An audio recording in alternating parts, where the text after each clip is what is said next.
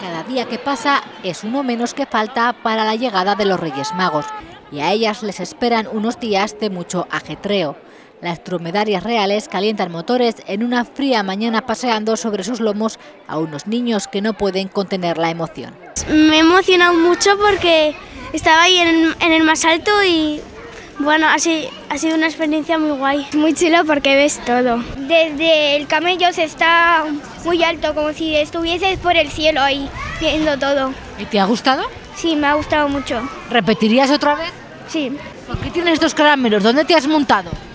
En los camellos. En los camellos de los Reyes Magos, ¿y ha sido guay? Sí.